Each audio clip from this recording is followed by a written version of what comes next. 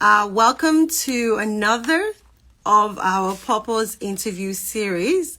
And the whole point of this Purpose interview series is just to ask questions about purpose. What does that look like for a lot of guests that will be coming on? I'm excited to have today's conversation because I have questions. Vivian, I hope you're ready. I'm ready to learn. I have my pen, I have my book. I want to take notes and learn.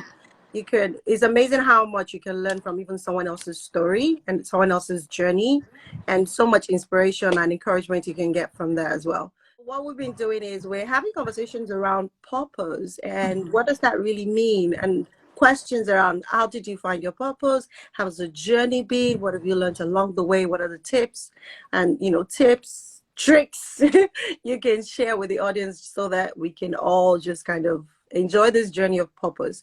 And today we have an amazing woman that's joining us, and we're going to be asking a couple of questions. I'm just going to invite her on stage. Hi, Vivian. I love the hat. Okay. Thank you. Thank you. So good. Hi, good to have you. Good to have you, Vivian. Thank you for joining us and coming to share your story. Thank you. Thank you. This is awesome. Okay. Sorry, I'm just giving waves and welcoming everybody in the guests. No problem. Okay. No problem. We have like about an hour just to have conversations around purpose. Okay. And living boldly, we believe that everybody has a purpose here on earth. Like, you're called for a reason. And I feel like every human, the struggle is always trying to find that purpose. Everybody's on that journey, and trying to find that purpose. 1 minute you think you have it all nailed down, and then the next minute something else happens, and then you're like, let's revisit this whole situation. So we're living boldly. We just believe that, look, you need to be equipped with the right resources and the right tools and community and mentorship and coaching to help you not only find the purpose, but also be able to walk confidently in that purpose, because it can be a tough journey sometimes. So the whole purpose of this, did you see that? The whole purpose of this, I was going to say the whole purpose of this purpose interview series. I'm like, okay. That would have worked. I know, right? It was just a lot of purpose in one sentence. But it's just kind of showcase, people like you that, I know that you've gone through like a major transition. And I remember when I started, I'm like, wait, what? Okay. Have you come here, share your journey so far, right up to now. And we just asked like a couple of questions just to kind of guide the whole conversation. But it's an open conversation. We're listening. We're all ears. Okay. So I think I'm just going to jump right in to say, hey, go ahead and introduce yourself, because I know you're a multi-talented woman. So thank you so much for having me. What you guys are doing is just completely beautiful, living boldly, and then the Moms University. Thank you so much for putting something so amazing together for not just a woman with the mom, but the living boldly. I think all of us need to be able to do that. I'm sort of living that right now. So thank you so much for just following the leading to do this and to inspire people. And thanks for having me. So my name is Vivian Okojie, and I am a mom of 2 boys. I'm married. I've been married for 13 years. A little bit about me. I started my publishing company 13 years ago as a new mom because I didn't want to leave my kid at the hands of like a daycare provider or a nanny. So I decided to just do something which was publishing, because I love to write, and it's sort of one of those things that fell on me. I didn't really think I would start a publishing company, but I helped someone that suggested starting when I made my first $1,000, check from helping someone write a book. So I thought, oh, okay, why not? And I did.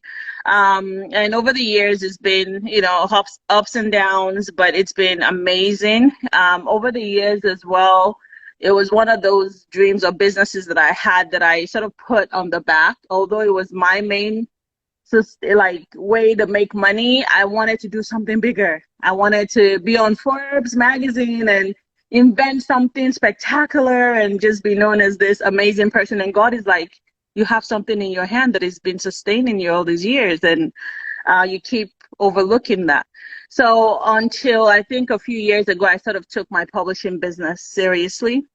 But I was still sort of dabbling into other talents and dreams that I had. I wanted to conquer the world, but just it kept eluding me. No matter how much money and time and amazing it was creating something spectacular, it just never worked out.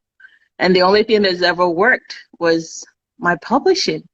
And the beginning of this year, a lot of things changed, and we'll get into that more. But I publish books, I write books. I also just started a global marketplace for authors and freelancers to sort of connect, which is still in line with publishing, and run a nonprofit organization called Bread of Hope.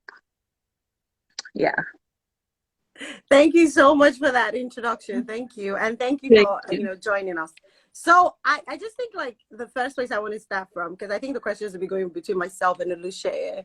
Yeah. Well, Oluche is my co-founder here at Living Boldly, and she's a certified clarity coach, and she has a long resume, so that's the summary of the resume. So I think I'll take the first question, and I think that's always the big one. Like for you, I mean, what would you say is the definition of purpose? Like when you hear the word purpose, what does that mean to you? Aligning yourself with the reasons why you were created. To me, I think everyone has a reason why they're here. Like you're not an accident. God didn't just create you and just say, okay, come and just populate the earth, eat food, get married, have kids, and die, right? I think there's a reason why we're here, to be co-creators. And whether in business and whatever else, there's a purpose why you're here. There's a reason why you're here. It could be as insignificant in your eye as being a mom to your children and taking care of them, and being a housewife to, take care of your family. It could be as big as, being the head of a church or an organization, or running a coaching company and leading people to align with their destiny or their calling.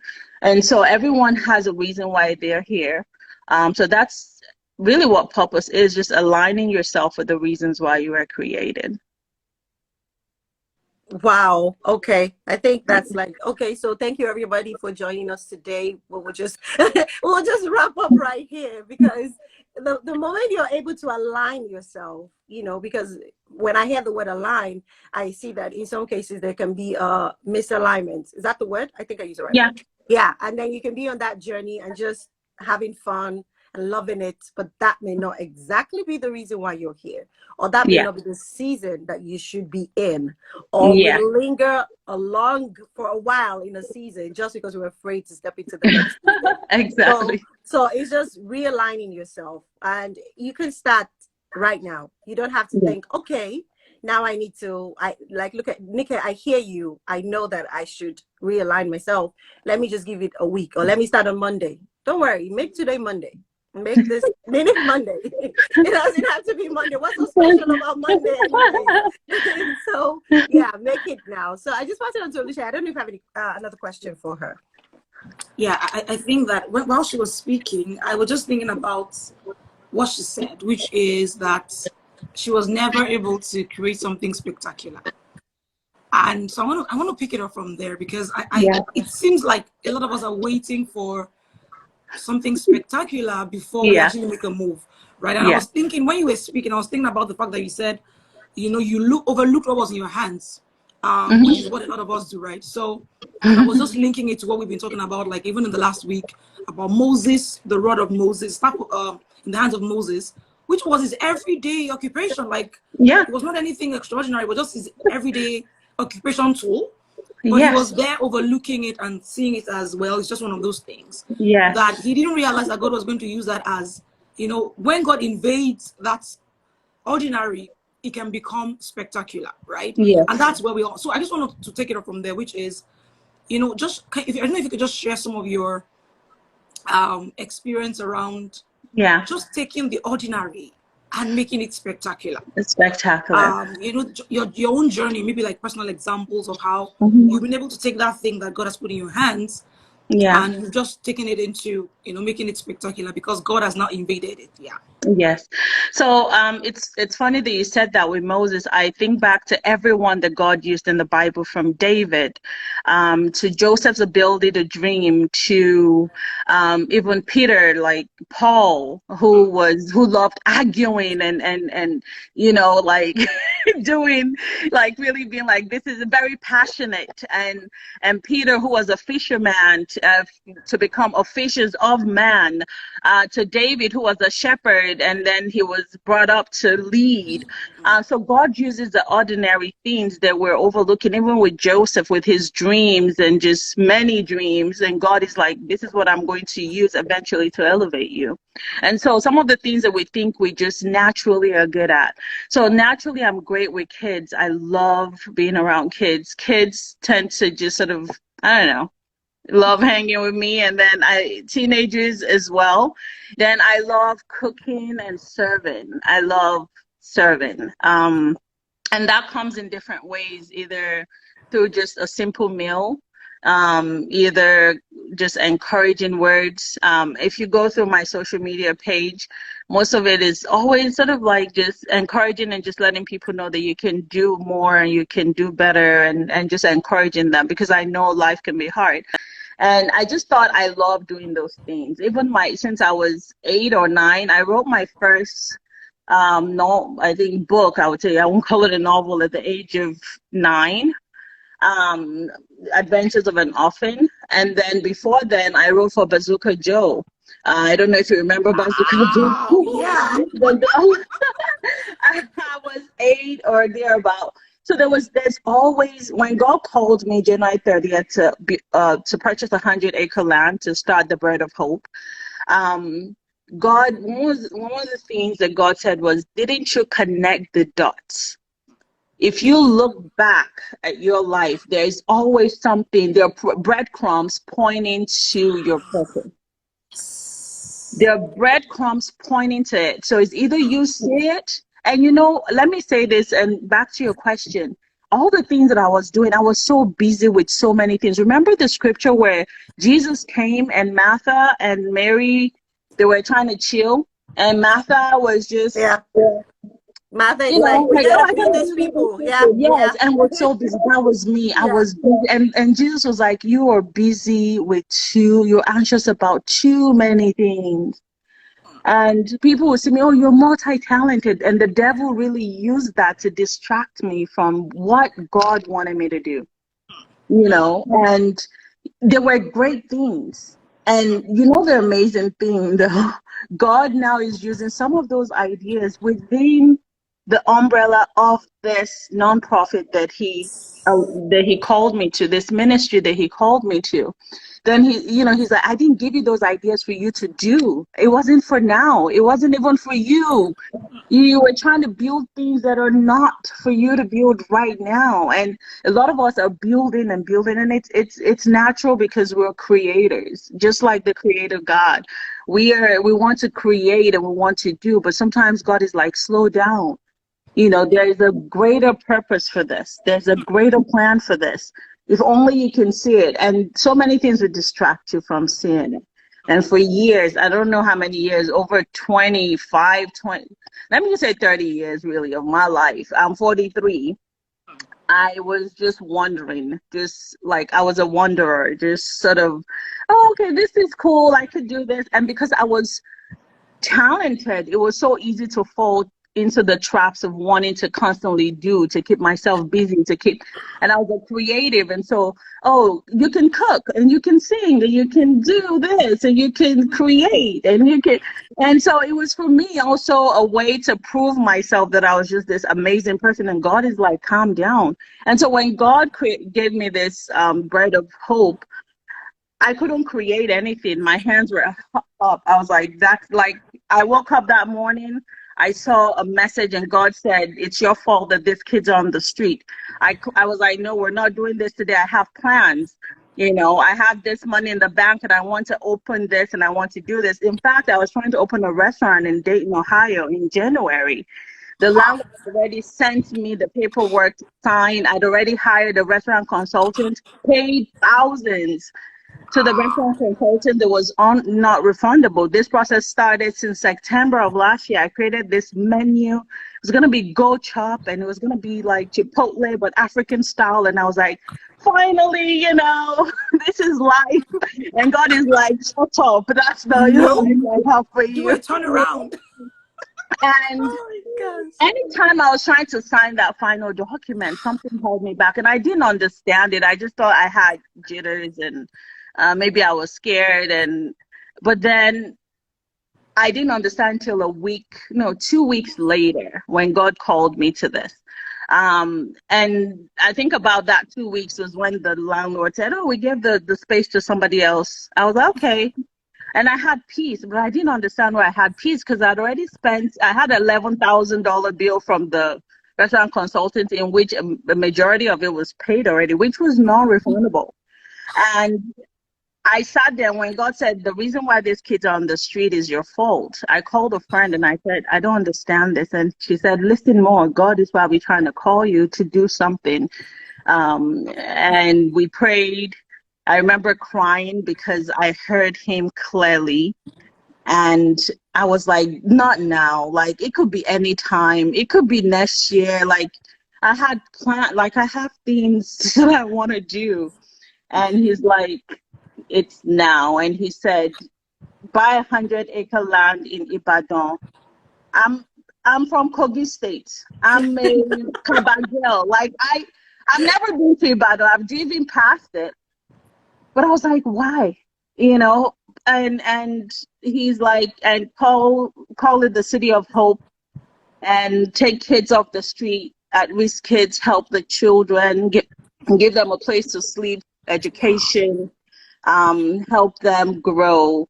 And he gave me the name. He gave me everything to the detail of what should be on the land, where it should be placed, the kind of garden to be there. Every single thing. He showed me the land before I saw the land, from the mountain over there to everything. It was a mind-blowing, transforming experience. And I remember the same friend that prayed with me the next day said, God told me to send you $50,000 towards this calling. And I was like, what? I remember flinging my phone because it was it was a lot. It was a lot. And then God is okay, send $1 million to this person, send this to this orphanage. And I was okay, God, you're sending me on a message, but you want to empty my account. So that's the plan. And yes, the account got empty, from over 90 something thousand, the account got empty because he's like, you're still leaning on your own strength. Wow. Because and I'm going back to the fact that I'm always strategizing how to get things done. Mm-hmm. And in order for God to use me, it had to be that I couldn't take credit for anything.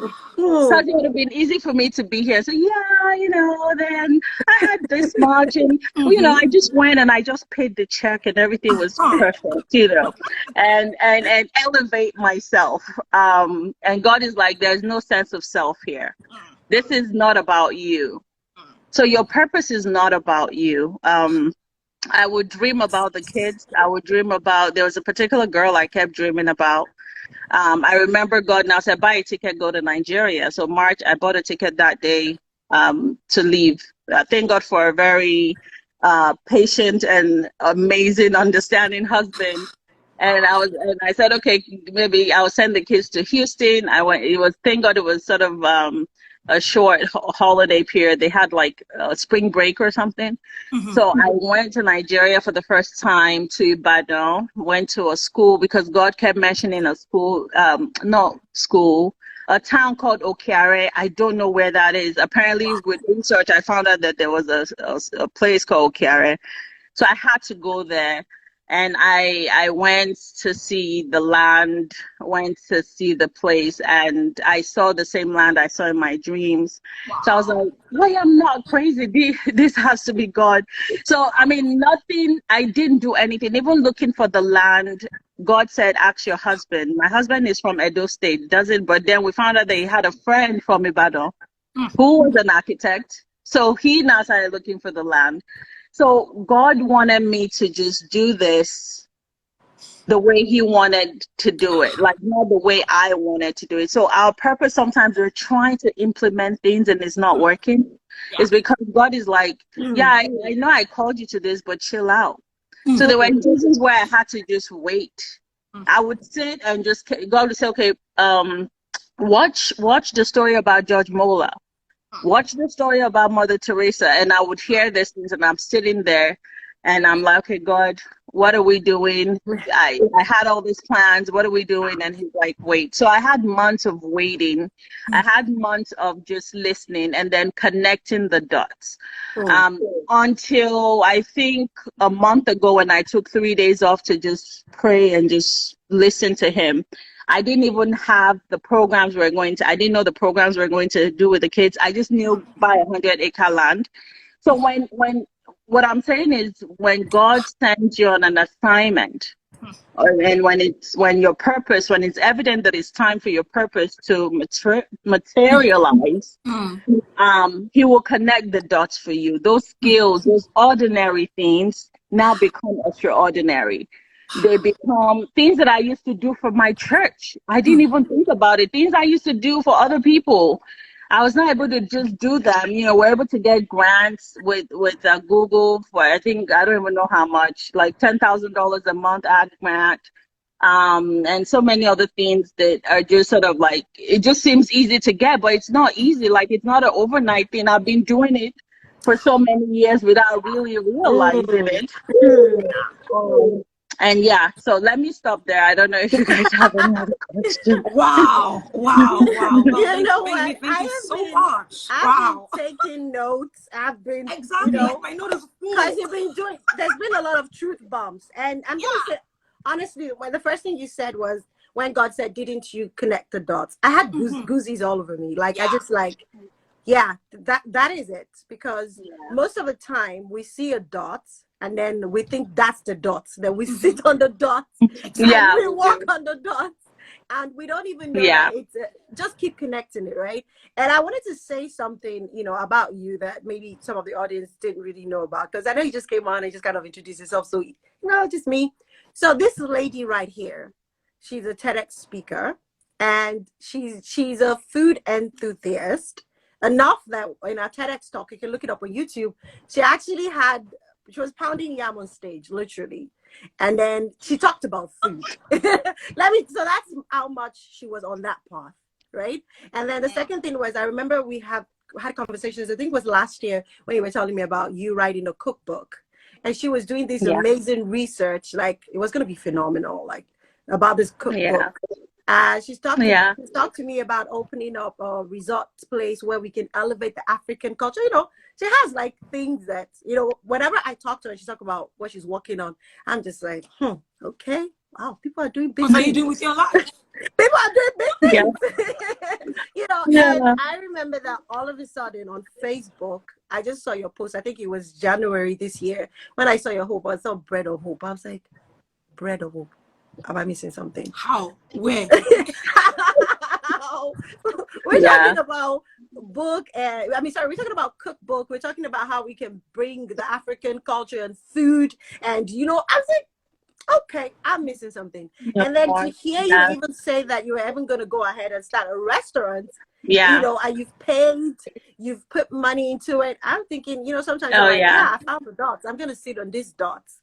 And God is like, no. Yeah, it's not for you to sit on. It's not for you. I mean, incorporated, trademark, the whole 9 yards. And I'm talking about dreams, you know, like I bought lands. Let's just say, God will mess up your plan to make his plan stand, especially if this plan is to propagate something. It could be for one child. This whole theme, my whole life being turned upside down could just be for one child that I've never met, that I haven't seen. But God will mess up your plan. I don't care if you're sinking $1 million and he's like, bye-bye. I don't care if you have that contract and they're going to pay you $1 gazillion. He's like, nope, it's not possible. So I was busy, just like a child. You give a child a toy. It's like, I want you. They're holding on to this toy, and God is like, I have bigger things for you, right? So we're always holding on to toys, because it looks big, it looks pretty. But God is like, what I have for you is kind of dirty. It's a lot of getting down to the dirty and getting the real work done. It's not glamorous. Nobody's trying to put you on Forbes. You're not going to be in Silicon Valley. You're not inventing anything. But that little child, I remember when we went to Okojie, when I picked up, I got there. And the kids, 455 children, I had prepared this little packs of things for them. And the smile on their faces when they sang for me. And God is like, see, this is it. And I had more. That was the first time I'll go to Nigeria and be at peace. That was the first time I'll be on a plane and I wasn't scared that the plane will crash, because I was walking in purpose. I was like, God, you're sending me. And I haven't even started yet. And that was the first time I would walk the street and I wouldn't be afraid. Typically, going to Nigeria, you're just worried maybe something crazy would happen. There was no single worry. And one of the things that happened, the land we were supposed to purchase, the people didn't show up. So we ended up, the land we have now, it wasn't the first one I went to see in Ibadan, but it's next door to it. It's like it's the same land, but there's no divide really. It's right there. But it was weird how I prayed for that land. Sorry, a call was coming in. How I prayed for the land that I thought wouldn't be mine, because when we found out that those people were trying to steal from us, my typical self last year, I would have gone off and I would have been saying a lot of things. And I was in the lawyer's office and I said, when they said, oh, they didn't show up, and I'd already spent almost 2 million naira on all the logistics, obviously flying to Nigeria to see this land and every other thing. I just said, it is well, let us pray. My sisters were like, this can't be Vivian. I think it was that moment they realized that, okay, there's purpose here. It's not about, because if it was about Vivian, somebody would have been hearing something that day. Like, we would have had some conversations, some words will be thrown out, some bombs will be thrown, and everybody in that little office would have known there's a girl from America that is here.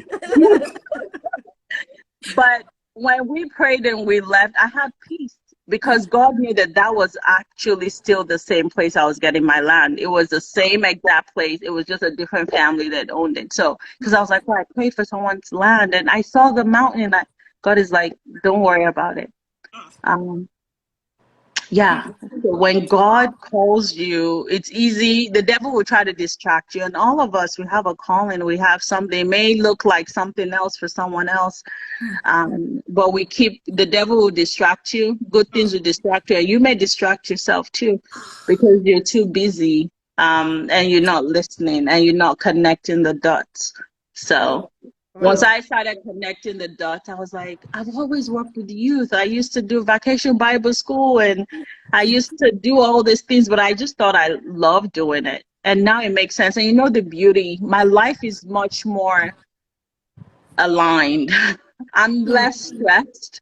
I used to be all over the place. You don't know, one day is Miss Mop. I had a mop during the pandemic. I used to flip out and I gave it life. We created scripts. We were writing a book. I wanted to do all these things and I just loved creating.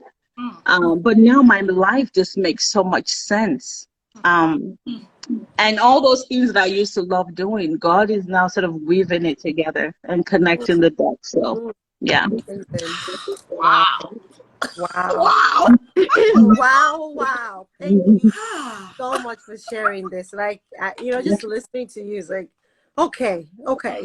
And I feel like my question would now be, and just being, transparent, like, did you ever experience fear in the journey? How did you handle that? So in the beginning, my question was, why me? And And why now? Because again, I told you I had a stash. I had planned. When you have this stash, and you like, hey, one bar. We're about to do We're about to take this place things. down. So I think in the beginning I was scared, but then God was constantly. I was open to hear, right? And my friend has said something that they said the first thing is to accept that he's leading you to this. So once I accepted, I wasn't so much afraid as to I was more of like, why now type thing.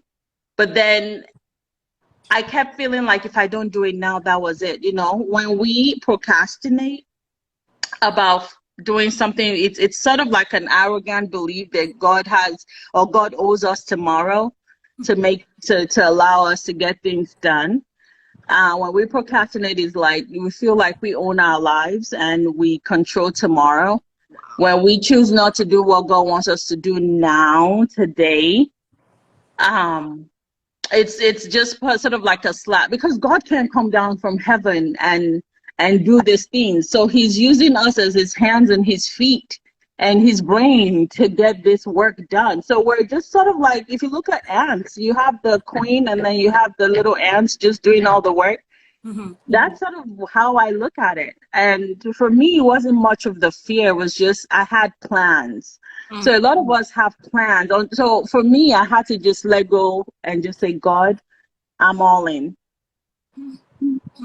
And once I said, God, I'm all in, things just began to shift for me. And I just had this peace. I don't know. I can't explain the peace and then God was the time when I was silent, when he was silent, he was connecting me to watch certain things, to listen to certain messages. So I learned about Mother Teresa and how she bought a land. I didn't even know she bought a land. And she said something that God told me to hold on to. What she said when she was looking for a land, she told the architect, she said, if the land is not ready, if the land is ready, let me make sure I say it right. If the land is ready, then God is ready, something like that. If the land is not ready, it means God isn't ready.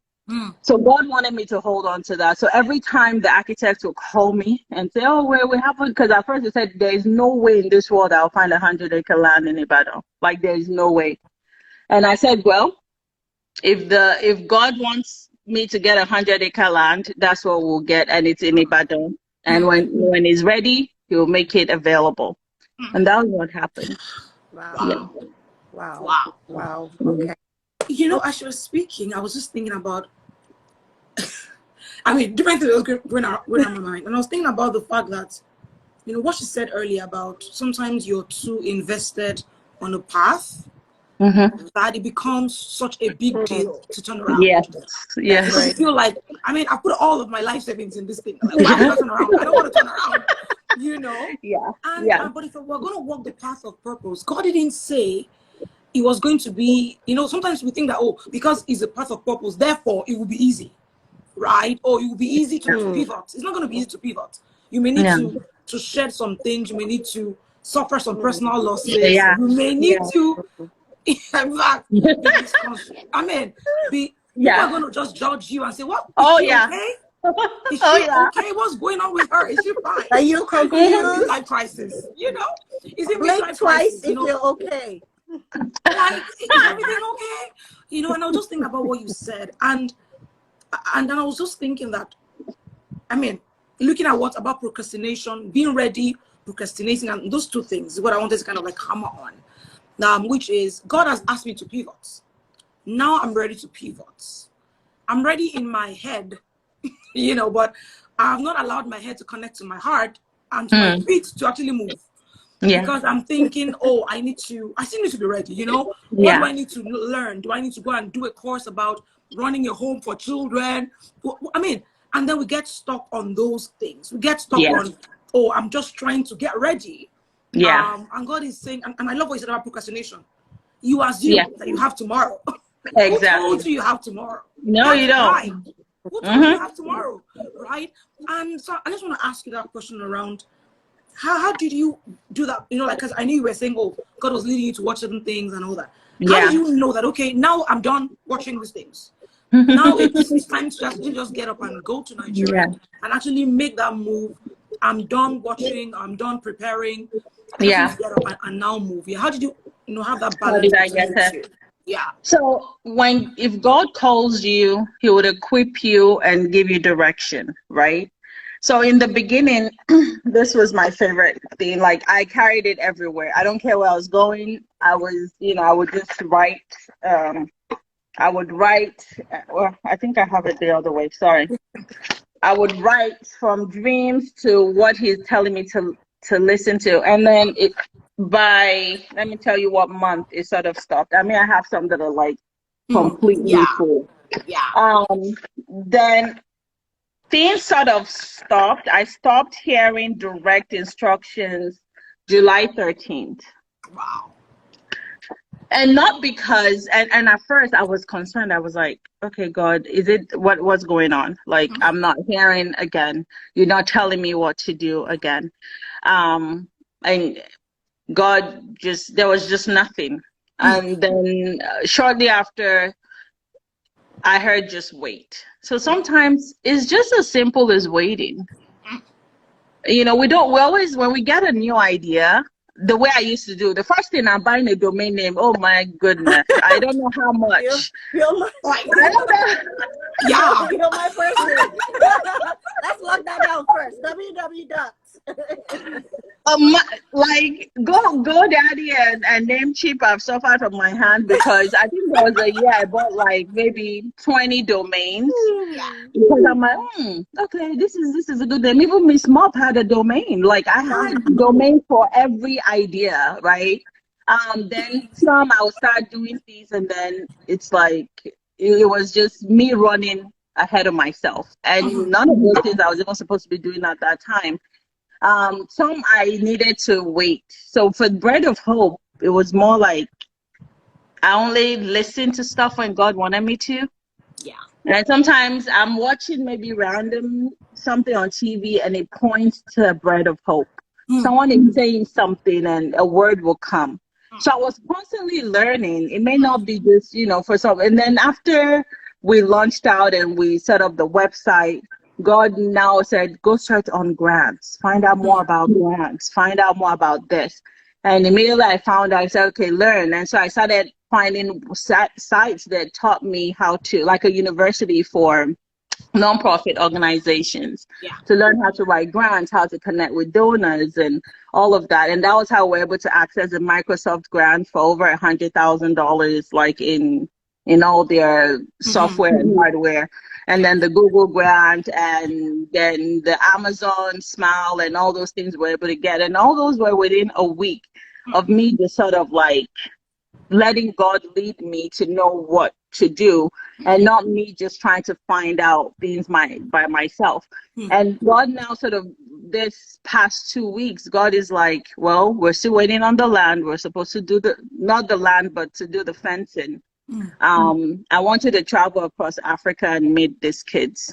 So that's what God is speaking now for the past 2 weeks. And said, okay, call this person. So sometimes it would even lead me to call or message a person to get information or to learn. And God will constantly direct you if you are listening. So some of us who are not listening, we're busy trying to make things happen on our own because we're so smart and we have degrees, and we're Western. And we're well connected. The Bible says, the foolishness of like man, in the heart of a man is foolishness already. Like, even in the wisest state of a man, he is as foolish as can be. And we need a God who obviously created the universe and the earth and created you and I to really direct our fears. And it's as simple as praying to him. And even when I'm overwhelmed and I can't pray, I just write down my thoughts and I just speak in my heart, like, God, lead me. I don't know what I'm doing. I'm so clueless. So for the first time, I'm honestly just so clueless, because I've never gotten 100-acre land before in my entire life. It's not even a dream. I've never dreamt it. Like, I've dreamt some crazy stuff, but I've never dreamt this. Like, I've dreamt of some stuff, but not this. And so for me, it's just really daily listening. And if God is not directing me to do anything, I just wait. Wow. I just wait. Wow. Yeah. So I hear you say, you know, just be led by God's Spirit. That's when you will know That's it. what you should be doing. Are you supposed to Yeah. be preparing now? Are you supposed to be calling somebody now? Yes. And I think there's no, oh, A has to go before B. Just follow. Just listen. Yeah. Let him Just lead. listen. Yeah. And I love how you said you are not clueless, because sometimes that's the best place to be at, because God has now got you in a corner. There's no, oh, you know, my past degrees or my past experiences. You're not going to be leveraging on any past past experiences. You've never done this before. No. And that's when humility comes in, because you'll be like, Yeah. I don't know what to do. Yeah. I don't know where to go. Yeah. I just have to allow God to be the one to lead me. And that is such a big deal right there. Yeah. Yeah. And it's just a peaceful way to live, honestly, because typically it reads me of anxiety. Yeah. You know, like I used to be so anxious, like, oh, I got to do this. Oh, and once I post it, you know, I have to make sure I have this many likes. Like, I'm just living boldly. Like, I don't care. Yeah. Like, I don't care if I share the story of a child and no one likes it. No, I'm sharing as God is leading. If I and to inspire others. And I don't care if I have to preach 10 times a day and I hear a word from God and I share it and you don't like it. Some people were concerned about me in the beginning, especially my intellectual friends, like, Vivian, are you okay? I'm like, yes, I'm trying. And I would meet you if I meet anybody and they say, oh, what do you do? Oh, you know, I heard a clarion call on January 30th. I published books, but God is leading me to do this. And they're like, oh, interesting. I don't care if you're a Christian. I don't care if you understand what clarion call is. I don't care if you know God or love God or don't care. I'm like, this is me. You take it, you leave it. God bless you, and that's it. So I think it gives us, when you're in purpose, you walk boldly. You're not afraid, because you're like, honestly, I tell God, like, this is not my job. Like, we're supposed to finish. We didn't pay the landowner all the money when we purchased the land. The God even told me the exact price of the land, by the way. I forgot to answer that. And what we will pay for the land. So, but anyway, the land ended up being the $50,000 plus extra, almost like $59,000 for the 100-acre land. And then some other expenses. You know, Nigeria, and everybody will try to milk you of stuff. Sorry, and I don't want to put my people out there like that. But we had instances where people were just thinking, big woman, she wants to buy a house. I know, it's big God, or God wants to buy a land. It's either you're in or you're out, you know. Yeah. And there'll be some people that will say, oh, you're supposed to spend this land is 80-something thousand. No, although we have that, but God said I won't spend more than this range, because it was so specific. Yeah. Even to the name Bread of Hope was so specific. I wasn't coming up with a name. I didn't have the energy to come up with the name. So God gave everything, and things were aligned for me to get those things done. And it's interesting that God chose Bread of Hope, because I love food and I love cooking and cooking. So it's interesting. So I think God sort of just, and I love giving hope. So I don't know, God can again connect the dots. And there's just this peace when you listen to Him. And you're not trying to figure things out on your own. And you just say, God, I'm all in. I'm ready to live boldly. In a year ago, I would never think of, I want to pick up and go to 10 or 15 countries in Africa. Yeah. To see kids on the street. Like, what? You know, what? You know, and my boldness was so limited to me when I'm talking. I wasn't as bold, but you know, I would, you know, like hard guy. But no, there was no hard guy anywhere. I was, but now it's hard guy to the things, you know, purpose really. So, so living boldly is just basically living on purpose. Like that's it. And because the moment you catch that vision, you're clear about it, you know it's God, it's easier to move boldly because you're like, you know what? I don't even have to be afraid about anything. God has got this. I have no, So I have no worries. whether you have everything aligned or not, you're moving. Whether you have the money or not, you're moving. Whether you have so and I listened to a testimony today. When my sons go to a Christian private school, the founder started that school 60 years ago when he was 27. He's 87. Wow. He was there today, my first time meeting him in the assembly because they do chapel the first day of school. And he said when God told him to build a private Christian school, he didn't have any money to do it. But he went to the bank and said, I want this land. This is where we're going to build a Christian school. They gave him paperwork. He signed everything. 3 a.m. in the morning, a couple from in another part of town in Dayton, Ohio, decided that God is leading us to give this young man $2 million to build whatever he's building. They heard it clearly and they gave him a check of $2 million the next day. So when I went this morning, I almost missed this thing actually. So I knew God directed me to go to the school today. I heard the testimony and I was like, oh wow, that's amazing. And immediately I heard Bread of Hope, but I didn't. And I stepped out of the school and I saw him. And I said, oh, I ran up to him, very colorful with my pink hat. I had a pink hat and this African pink thing. He's probably like, who is this black woman? But I was like, oh, your testimony. And he said, once God calls you to do something and you do it, he will send the help that you need. Wow. And he said, whatever it is that you're being told to do, just do it. And it felt like God was just speaking through him. And this is, the man that owns this school. I mean, you have over 5,000 kids, and I mean, it's a huge Christian school. And he's the founder, and he's 87. And I stood there and I was like, yes, this is it. So God hasn't said much about Bread of Hope in 2 weeks, but today he did. Yeah. Today he did. And so when God tells you to do something, don't wait till things are aligned, because they would never be. Like, I remember when my husband and I, when we first got married, money was really tight, but we wanted to go to Nigeria. And I had family and friends that they would want to wait till when they have this fat bank account to travel. But we made plans. We're going to travel. We looked for the cheapest ticket, and we found somehow once we made that first move, we're able to afford to buy the ticket to travel. And since then, we've traveled so many times. Sometimes we were dead broke. But somehow we shall made it to Nigeria for my kids to see their grandparents, their cousins and all of that.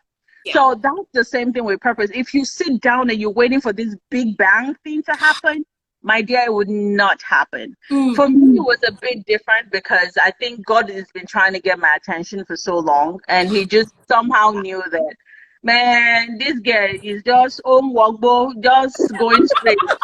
If you do not drag this girl. So for me, it was more like he had to do that. But sometimes it's as simple as a word, something you see, something you hear, something you read. It just sort of lingers and just never doesn't leave your heart. Wow. And then you connect the dots and it makes sense. And at that point, just run. Don't wait. Don't ask. Because start asking people, they will talk you out of your purpose in a second. Immediately, if maybe I started calling this cousin or my sister or something, they say, why? You can use that money or something. Why, but like Nigeria, there's insecurity. How is why not your people? Yes, I didn't even tell my mom or my dad. Like I didn't, I was pretty much towards the meat of everything before I started now sharing details. But even still, I was so I was like, this is it. Because they're thinking, oh, this is one of Vivian's grand ideas. She's going to just wake up and change her mind. One of them is on this live. I'm sure, like, They were probably thinking, Vivian, that wake up now, because I wanted to launch a magazine beginning of this year. I just put in money into that as well. Muse magazine for creative. I sent money, hired a team, sunk in dollars, and then this happened, and then so my sister was like, okay, maybe this is one of those. It will blow over. But it didn't blow over. It can't blow over. And so when you know it's God. When you know in your heart that you're being led, you cannot be distracted. And if the devil tries it, just look up to God and just ask for strength. To keep going, because it's easy. Like in the midst of this, God, the devil is trying to say, "Oh, you can do this, that thing. God won't, you can. You still need to make money. You still need to earn." You still need to do this. The one thing I'm glad God didn't take was my publishing company. So, because he literally took everything else. Like, I had to close down websites. I had to cancel companies. I had to let go of a lot of things. I had to, like, there were some partnerships that I was creating. I had to tell them, sorry, God called me. And they're like, huh? So I had to do all of that. And it was just me dying to self. It was just dying to self is not just with sin. Dying to self is dying to your own desires and ambitions and things that grand ideas. Wow. Yeah. Like, I don't even know. Like, I'm inspired more than anybody else. I don't know who else is inspired. Because I'm like, the things that I've been asking God, I'm like, okay, God, why are you telling me? I was just telling Nikia this thing the other day. I was like, Nikia, you know what? I woke up today, I was like crying. I was crying to God. I was like, God, what are you doing? What's going on here? After I finished crying, I cleaned my eyes, took a shower. I'm like, okay, can we keep moving?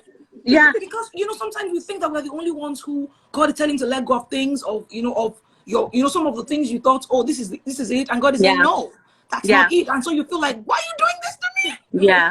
And so I don't know if anybody's listening on the call and you're like, okay, I don't know.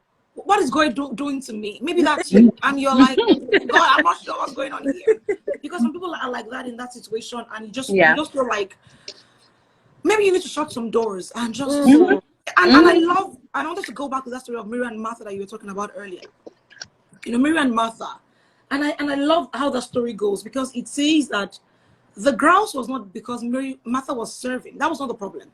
The problem was that Martha, she had a priority problem.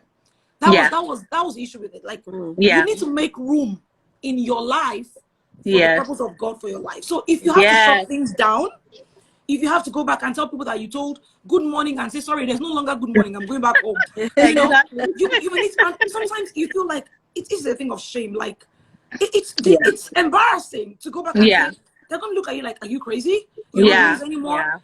Sometimes we need to actually get over ourselves and say, whatever. I'm just going to have to make room in my life for God's plans and God's purpose. So even if you're going to feel like you don't understand me, you don't have to understand me. As long as I feel like I'm walking in God's purpose, it is tough. It's a tough one. And I'm looking at you, I'm like, okay, God has even told me to do something this crazy. So I don't know. What am I even crying about? Well, you never know. You never know what God does. Now I'm scared.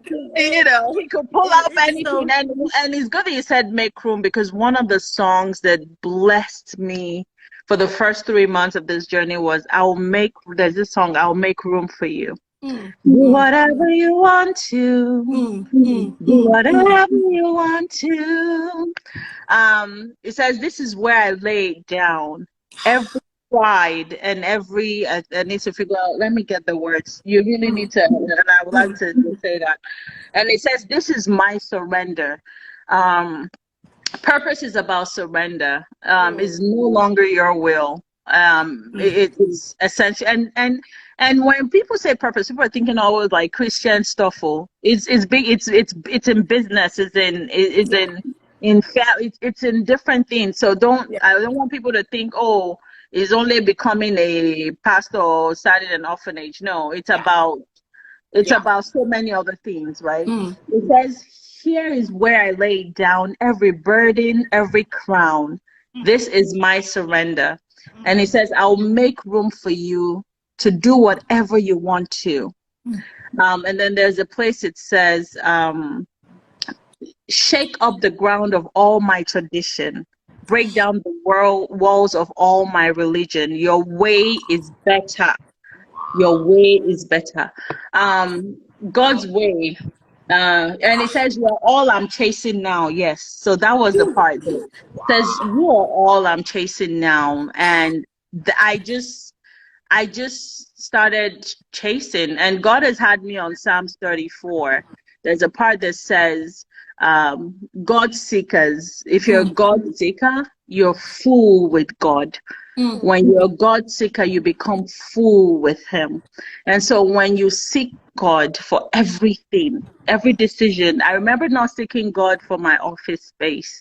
I remember, Nika, you had asked me about my office space. I got that office. I wanted to do grand things with it since 2020. It sits there unused, and I've been paying every month. And then when I started Bread of Hope, that was one thing I didn't seek God for, and God made sure he whooped me for it. I didn't seek God to fix the flooring and to get the bigger space in the building. And I hired contractors, sunk in about 7,000 something into it.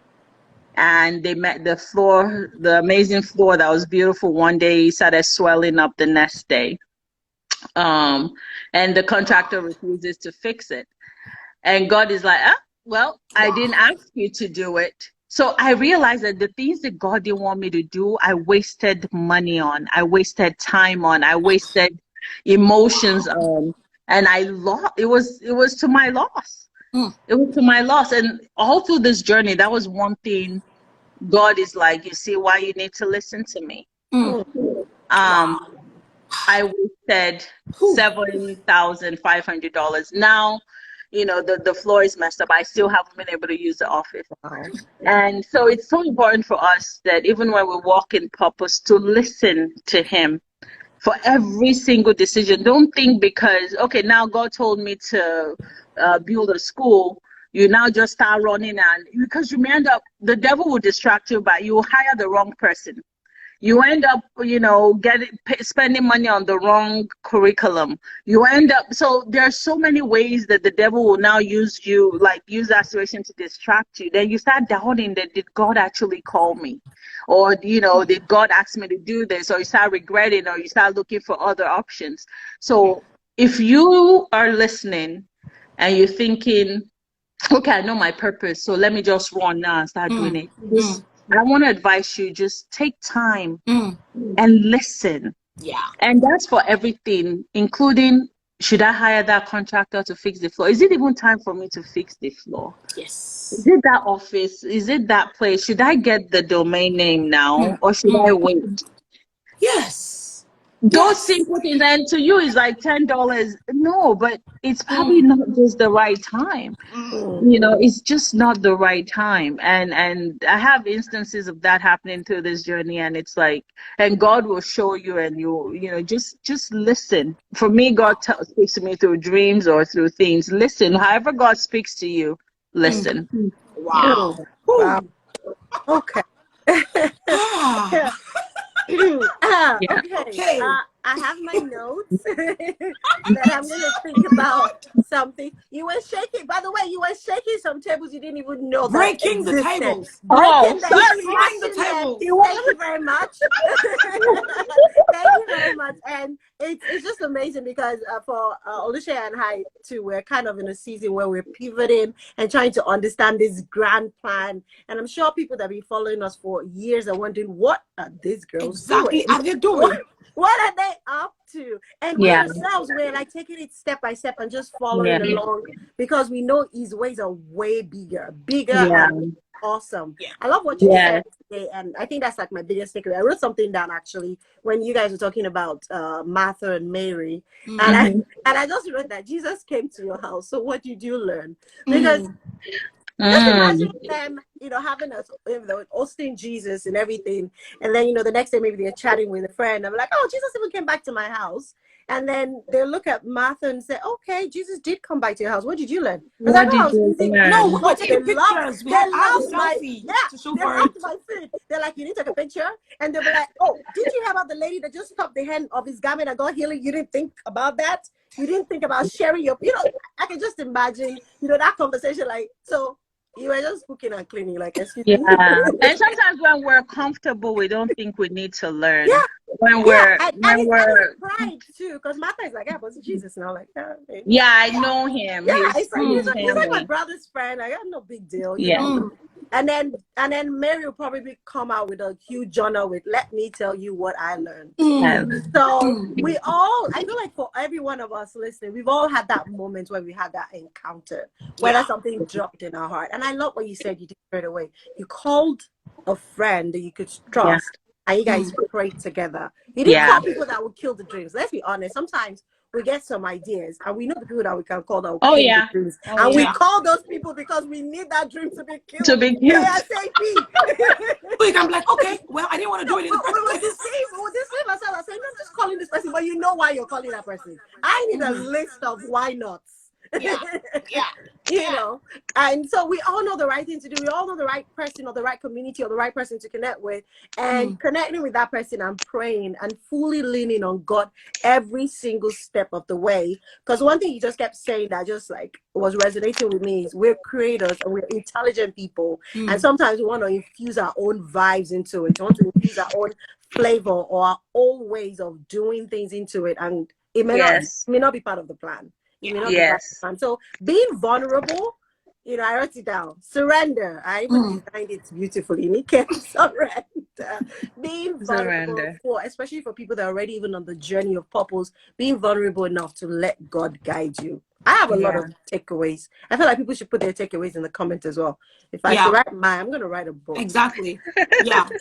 I mean, I don't know where I want to start from. Is it the one she didn't see that I'm already saying to myself? Like, I'm like, okay, this is what I take away from this sentence, because God is saying to you, do you see now? Do you see now? Wow. Yeah. Wow. Yeah. Can you guys still hear me?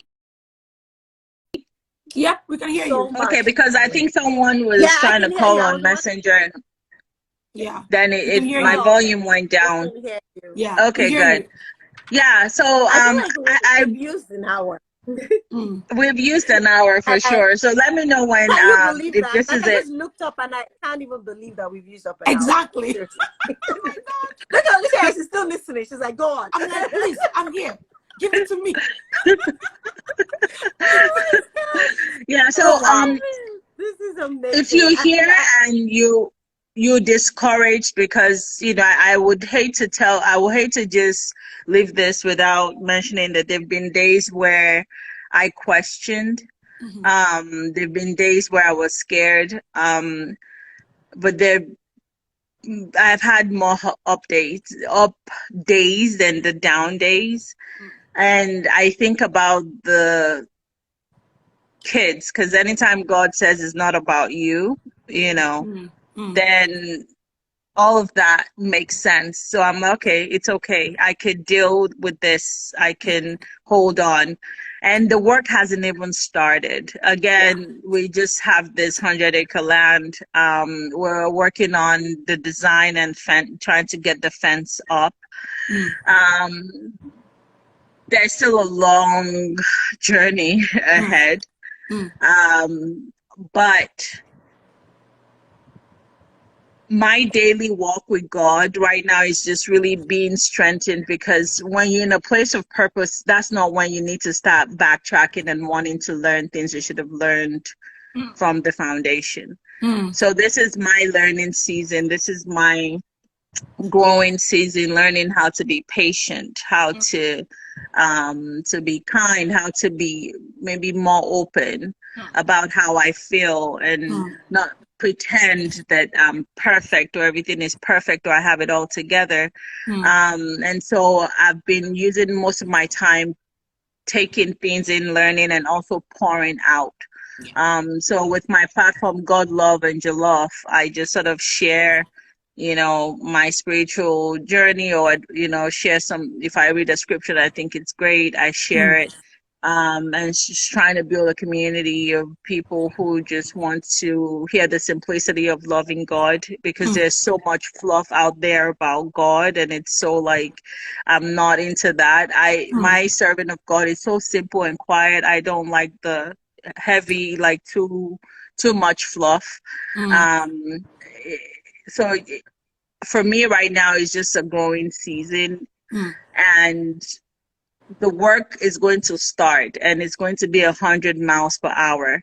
And at that point, it's not time for me to start to now say, okay, now I need to learn the foundations of how to act as a, this or so. When you build in purpose, you take that time to learn, to sit down and listen, because when you in the journey, imagine you're now the seed. Living boldly is like now like the number one something. Is that what you want to start learning how to, you know what I mean? Like how to behave. How to behave, and how to be patient, and how to deal with employees, or because you're no longer the one trying to do all the work. And I love the name Living Boldly. I love Mom University. It's brilliant, and what you guys are putting together, or what you've put together, is complete. I was blown by it. So, and it's so beautifully done. Thank you. And I see it inspiring so many people, and encouraging people to live boldly, because I think people are scared to live boldly. People are scared to live out loud, and people are afraid of what will people say. For the first time in my life, I typically don't care about what people say, but for the first time, I don't know. I don't care about what people say. So when Olusha was saying, "Oh, maybe they would think you're crazy because you did," I said, it doesn't really matter. Like, I don't, it's okay. I had to change all my profiles on Twitter, Instagram, LinkedIn. I had to I'm like, okay, it is who I am. Some people are, the amazing thing, some people are silent. Like close family, some people just are acting like they don't even see it. And the other day I was telling my husband, I was like, it's interesting that this person or that person hasn't even said anything. But typically when I put up foolishness, they're very quite vocal. And it's been months, so and it's like they're avoiding it, and I'm not sure why. I don't really care, but I think when I mentioned it, God now said, "Does it really matter?" Like, are you waiting for man's approval? So for me, updating it is just one of those things. Yes, it's a bit for a businesswoman. It's like, okay, but I had to realize that this is my new life now. So when you know that this is your new life and you're all in, it doesn't really matter, I see you guys putting together like amazing programs to help women live boldly and men live boldly, pushing them, to their limits, like saying you could do this. Okay, how can you make $20,000 a month? And we're going to do it this month. Not just fluff on paper, but like really putting together things that inspire people. Someone who has never traveled the world, pushing them to be able to do that. Living boldly, not just on paper, all of us live boldly on social media. We're all very bold. But just really pushing people in a way that challenges them to be better. I think there's no greater gift or no greater purpose. That was what Jesus was about. He said to Peter, like, have you caught anything all day? The dude was sitting at the thing. He didn't catch anything all day. I'm sure the wife was waiting like, we're going to get fish today. We're going to chop. And she's also waiting for that money. Dude is sitting there, no fish, just sitting. Dude is right. And then when Jesus was like, he's like, hey, I haven't caught anything. I'm just sitting here. He's like, but I can show you something better than catching fish. And then he still caught fish, right? He caught so much that they didn't have room for it. But guess what? God is like, leave it. Because I can show you that. It's just a dot. Don't sit on it. The dot. Imagine if he said, look at all this fish. Oh, I've never even gotten this much fish in my life. I'm going to open a fish company right now. Yeah. So that's what some of us do. Fish, barbecue, fish, gumbo, fish, you know, open a restaurant, open a fishing school, a coaching school to teach fishermen how to fish better. Like, you need to look at my report. I caught how many fish that day, and then all of that. I can show you how. I can show you how. With $9.99 plus tax, and there's an ebook that comes with it. And God is like, no, you know, I can show you something better. Oh, wow. So that's it. Ooh, wow. Yeah. I just want to sit here and just soak it in. Oh my God. I mean, I feel so blessed by all that you've shared, because it's like you've just taken the journey that a lot of us are on, and, you know, just sharing your own story and your own journey has just been a way for people to just say, oh, I see myself in there. Oh, I see myself in here. And all the things that we've shared today, and I hope that someone is listening, don't feel like you have to have it all together before you can make a move, right? Just make that move where you are, because the world is counting on you. You know, there are people that are attached to your life and your destiny that you don't even know. Sometimes you think that it's about me. So if I don't show up, it's okay.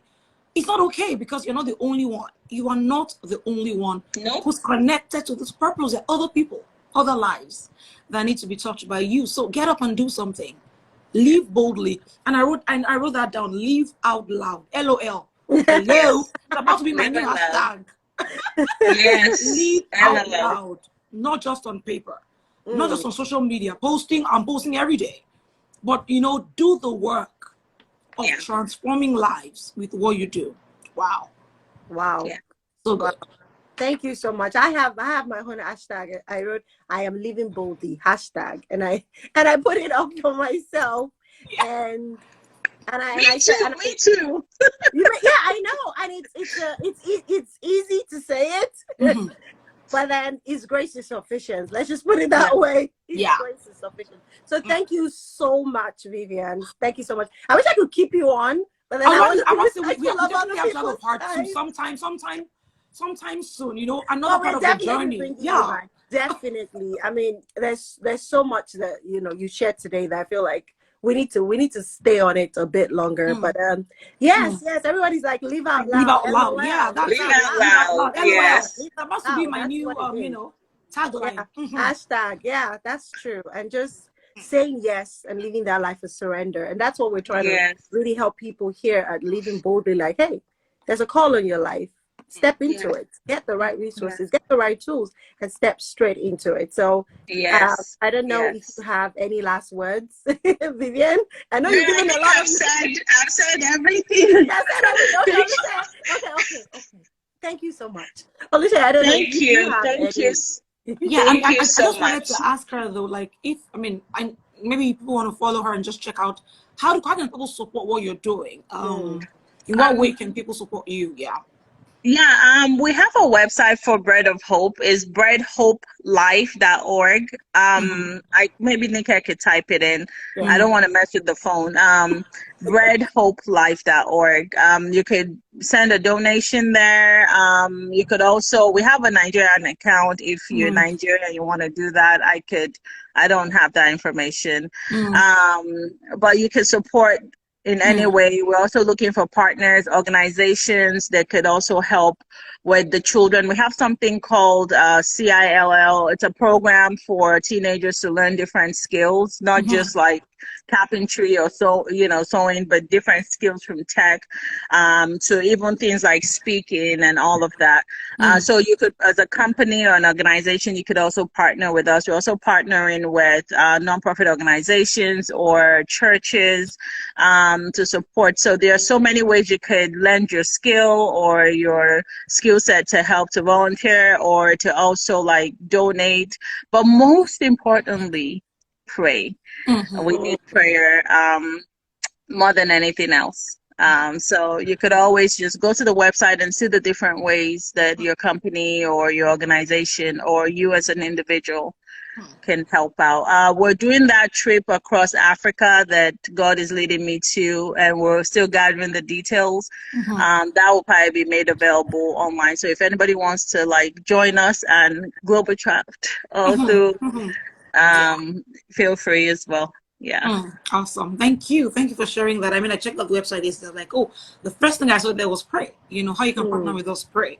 I was like, this is such a phenomenal thing, because sometimes people forget that. Like what Nike was saying a few days ago, that we think prayer is like, okay, I'll pray for you. Like it's the least you can do. No, it's actually the best thing you can give someone is to pray for them, because all the resources of heaven back that prayer up when you pray for people. Awesome. Thank you so much. Thank you so much. Thank you for having me. Thank you, ladies. I really appreciate it. Thank you so much. Okay. Thank you, everybody, and enjoy the rest of your day. Bye. And then we'll be here back tomorrow again. Yeah. Tomorrow, same time. Meet us Same here. time. We're gonna be online. Thank you, everybody. Bye-bye. Bye. Yeah.